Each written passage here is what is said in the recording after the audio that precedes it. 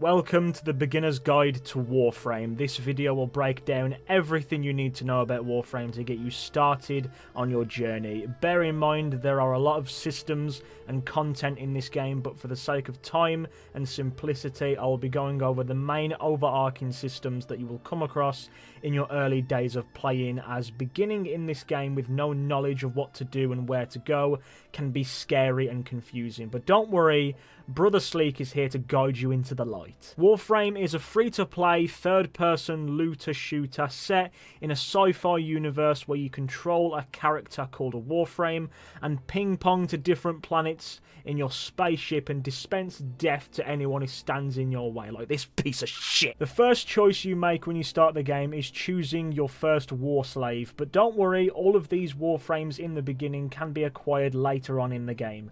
You get a choice of Excalibur, an all-around solid Warframe with abilities to blind enemies and hack them to pieces with your Genji-ass looking sword. There's Volt, an electric-based Warframe who uses electric space magic to stun enemies. He can protect himself and allies with a shield, and he can make himself move like the Flash. This boy's fast as fuck, which is useful for getting away from enemies or moving through a mission faster than Felix Baumgartner fell from space. Man went faster than the speed of sound, you know what I'm saying? And finally there's Mag, who uses magnetism to ragdoll enemies. She can crush enemies and make them collapse in on themselves, and she can also remove shields and armor of more tankier enemies to make them easier to kill. She's basically Magneto in space, yeah? The choice is all yours. As I said, you can farm the other two frames once you progress further into the game.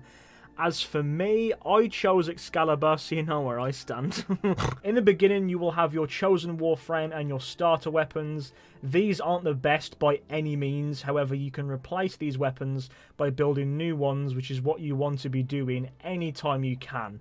This console on your ship is the marketplace, where you can purchase blueprints for weapons and Warframes you wish to craft. It's also the place where you can purchase cosmetics to make your Warframes look funky as fuck, like this. Or this, or this.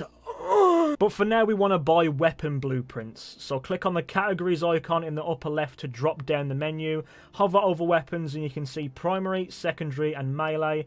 Click into whatever section you want and find weapons you like the look of. Click on one and you'll see a short description of the weapon and its stats. If you click this icon in the upper right, it will show you what the weapon costs to make. You need to purchase the blueprint for this weapon with credits, which you earn by playing through missions, and reach the required materials by playing missions in order to craft the weapon. Each weapon and Warframe can be leveled to 30, which is the max rank that it can go.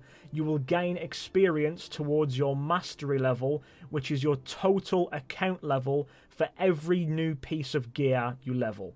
By leveling your mastery rank, you will gain access to a wider variety of weapons and Warframes, most of which are more powerful and more useful than your starter gear. So it's always worth having something new crafting in your foundry on your ship to increase this mastery level. Once you have filled this XP bar, you will get a mastery rank up test, which is a small mission which isn't too challenging.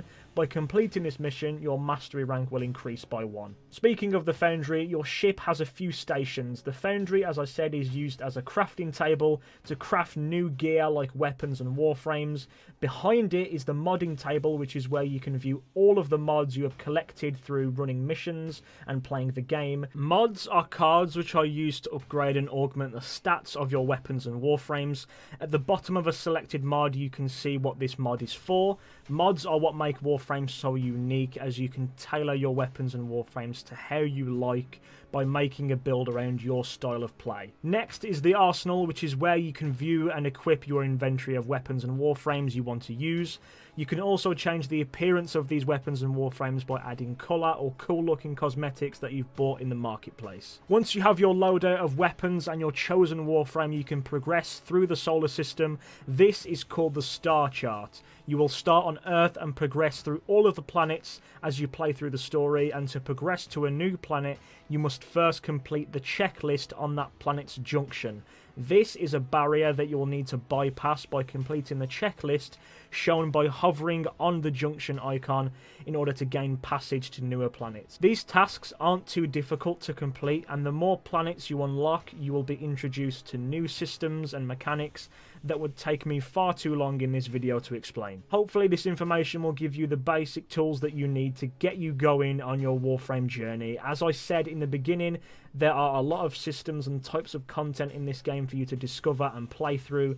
If you're confused or unsure about any part of this video, please leave your questions in the comments and I'll do my very best to help you guys out. In the future, there will be videos dedicated to explaining some of these systems in further detail, but this was a guide to get you on your feet in Warframe initially. So thank you very much for watching. If you want to see more videos like this, subscribe to join the operation, and I will see each and every one of you in my next video.